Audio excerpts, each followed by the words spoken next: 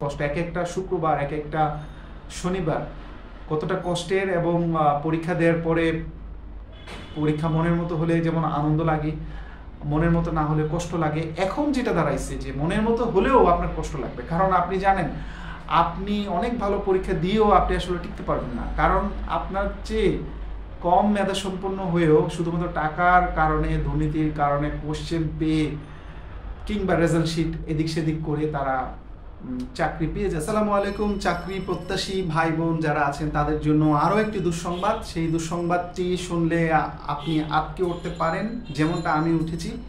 সেটা হলো বিআইবিএম একটি বিশ্বস্ত প্রতিষ্ঠান হিসাবেই আমি জানতাম এবং আমরা অনেকেই জানতাম, যাদের পরীক্ষার পদ্ধতি স্ট্যান্ডার্ড এবং অ্যাকুরেট বলেই আমি বিশ্বাস করতাম। কিন্তু সম্প্রতি একটি নিউজ প্রথম সারির গণমাধ্যম থেকে শুরু করে সোশ্যাল মিডিয়া সব জায়গায় ভাইরাল। সেটা হচ্ছে বিআইবিএম এর একজন কম্পিউটার অপারেটর, যিনি 250 কোটি টাকার মালিক। কম্পিউটার অপারেটর থেকে অবশ্য তিনি বর্তমানে পদোন্নতি পেয়ে স্টাফ অফিসার হিসেবে কর্মরত আছেন। তার প্রায় 250 কোটি টাকার দুর্নীতির একটি সংবাদ আমরা পত্রপত্রিকা এবং সোশ্যাল মিডিয়াতে দেখতে পাচ্ছি, এবং নিউজের মাধ্যমে আমরা যেটা জানতে পারছি সেটা হচ্ছে এই 250 কোটি টাকা তিনি কামিয়েছেন বিভিন্ন নিয়োগ পরীক্ষার প্রশ্নপত্র ফাঁস করার মাধ্যমে। হ্যাঁ, প্রশ্নপত্র ফাঁসের একটা চক্র আছে এবং বিভিন্ন সময় আমাদের আইন শৃঙ্খলা রক্ষাকারী বাহিনী তাদেরকে পাকড়াও করেছেন, বাট তিনি কিন্তু ধরাছোঁয়ার বাইরে রয়েছেন, অন্তত এই খবরের মাধ্যমে যেটা আমরা শুনতে পেলাম বা দেখতে পাচ্ছি। এই 250 কোটি টাকা তিনি একজন কম্পিউটার অপারেটর কীভাবে ইনকাম করে? বাংলাদেশে কি এরকম কোনো চাকরি আছে যেখানে আপনি কম্পিউটার অপারেটর হয়ে 250 কোটি টাকার মালিক বনে যাবেন?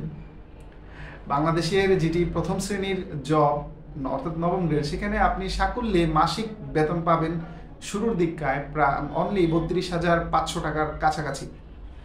এই টাকা দিয়ে তো সংসারই চলার কথা না, সেখানে আপনি প্রায় 250 কোটি টাকার মালিক কিভাবে হবেন? এইটা কতটা দুর্নীতি হলে পরে একজন মানুষ কম্পিউটার অপারেটর থেকে 250 কোটি টাকার মালিক হতে পারে? অন্তত নিউজগুলোতে আমরা দেখতে পাচ্ছি। যাই হোক, দুর্নীতি এই বিষয়ে আমি আসলে কি বলবো, আমার কিছু বলার নেই। তবে আমি যেহেতু এই চাকরি প্রত্যাশীদের জন্য বিভিন্ন কোচিং সেন্টারে, job coaching centre, BCS coaching centre, bank coaching সেন্টারগুলোতে অনলাইন এবং অফলাইনে দীর্ঘদিন প্রায় 8 বছর টানা ক্লাস নিয়েছি, সেই সুবাদে আমার খুবই কষ্ট লাগছে যে আমি জানি যে চাকরি প্রত্যাশী যারা, তারা কত কষ্ট করে প্রতিটা শুক্রবার, ইদানিং শনিবারেও পরীক্ষা হচ্ছে, শুক্রবার এবং শনিবার পরীক্ষা দিতে যায়, যেখানে একজন পরীক্ষার্থী মোবাইল নিয়ে প্রবেশ করতে পারে না। সেখানে কিভাবে এই সকল কর্মকর্তারা প্রশ্নপত্র ফাঁস করেন, এবং তাদের কি মনে আসলে একটু মায়া কাজ করে না যে এই হাজার হাজার লক্ষ লক্ষ মানুষ পরীক্ষা দিতে আসে, সেখানে হয়তো নিয়োগ দিবে 500 জন বা 600 জন, অথচ পরীক্ষার্থী প্রায় 2 লাখ 2.5 লাখ। এই যে 2 লাখ 2.5 লাখ পরীক্ষার্থী পরীক্ষা দিতে আসছে, গ্রাম থেকে আসছে, বিভিন্ন শহর থেকে আসছে, তাদের টাকা খরচ হচ্ছে। বেকার স্টুডেন্ট যারা আছেন তাদের তো এমনি ইনকাম নাই, তা কিন্তু একটা পরীক্ষা দিতে আসলে তাদের প্রায় 1000 টাকার মতো খরচ হয়, কম বেশি অ্যাপ্লাই থেকে শুরু করে মিনিমাম যেটা সেটা বললাম আর কি। এই যে এতগুলো মানুষ কষ্ট করে পরীক্ষা দিতে আসে, তাদের একটু মায়া নেই যে এতগুলো মানুষকে বঞ্চিত করে আমি 100 জন 200 জনকে নিয়োগ দিচ্ছি কিছু টাকার বিনিময়ে প্রশ্ন পাশ করে? হয়তো বা আমি ব্যক্তি স্বার্থে 250 কোটি কেন 300 400 500 কোটি টাকারও মালিক হতে পারেন, কিন্তু এই যে 1000 টাকা খরচ করে গ্রাম থেকে একজন আসলো, তার এই যে কষ্টের টাকা, সেটার অভিশাপকে আপনার লাগবে না? আপনি দুনিয়াতে হয়তো বা শাইন করতে পারবেন, কিন্তু আখিরাতে থেকে জবাব আপনাকে দিতে হবে না? আপনি যেই ধর্মেরই হন না কেন, পরকালে যদি বিশ্বাস করেন, এর মাসুলকে আপনাকে দিতে হবে না? আপনার কি বুকে একটু কাঁপন জাগে না? বাংলাদেশ এ কারণেই দুর্নীতিপরায়ণ দেশ। পরপর একাধারে যতটুকু জানি 3বার হ্যাট্রিক করছিল চ্যাম্পিয়নে। সো এই এলাকার মানুষ, অর্থাৎ এই রিজিয়নের মানুষ দুর্নীতিপরায়ণ হয়, কিন্তু এতটা দুর্নীতিপরায়ণ কিভাবে হয়? চাকরি প্রত্যাশী এবং এডমিশন টেস্ট সকল ধরনের পরীক্ষার প্রশ্ন ফাঁস হচ্ছে না, এবং আইনশৃঙ্খলা রক্ষাকারী বাহিনী ধরছেনও। কতজনকে ধরা সম্ভব? একটা পরীক্ষা ঢাকা শহরের প্রায় 50 থেকে 60টা সেন্টারে পরীক্ষা হয়। আপনি কয়টা সেন্টারের কোশ্চেন আপনি আউট হওয়া থেকে বিরত রাখতে পারবেন যদি নৈতিকভাবে আমরা ন্যায়পরায়ণ না হই? এই জিনিসটা আসলে আমার খুবই কষ্ট লাগলো, কারণ আমি নিজেও অনেক পরীক্ষা দিয়েছি, অনেক পরীক্ষা দিয়েছি। একেবারে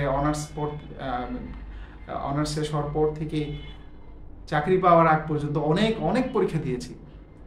সুতরাং এই যে পরীক্ষা দিতে কত কষ্ট, এটা আমার মতো যারা পরীক্ষা দিয়েছেন বা দিচ্ছেন, ইনফ্যাক্ট ফিউচারে দিবেন, তারা বুঝবেন কি পরিমাণ কষ্ট। এক একটা শুক্রবার, এক একটা শনিবার কতটা কষ্টের, এবং পরীক্ষা দেওয়ার পরে পরীক্ষা মনের মতো হলে যেমন আনন্দ লাগে, মনের মতো না হলে কষ্ট লাগে। এখন যেটা দাঁড়াইছে যে মনের মতো হলেও আপনার কষ্ট লাগবে, কারণ আপনি জানেন আপনি অনেক ভালো পরীক্ষা দিয়েও আপনি আসলে টিকতে পারবেন না, কারণ আপনার চেয়ে কম মেধা সম্পন্ন হয়েও শুধুমাত্র টাকার কারণে, দুর্নীতির কারণে কোশ্চেন পেয়ে কিংবা রেজাল্ট শিট এদিক সেদিক করে তারা চাকরি পেয়ে যাচ্ছে, অথচ আপনি তার চেয়ে ওভার কোয়ালিফাইড হয়েও চাকরি পাচ্ছেন না, দিনের পর দিন বেকার হয়ে থাকছেন। এই জিনিসগুলো আসলে কি বলবো, এগুলো বলার মতো কিছু নাই।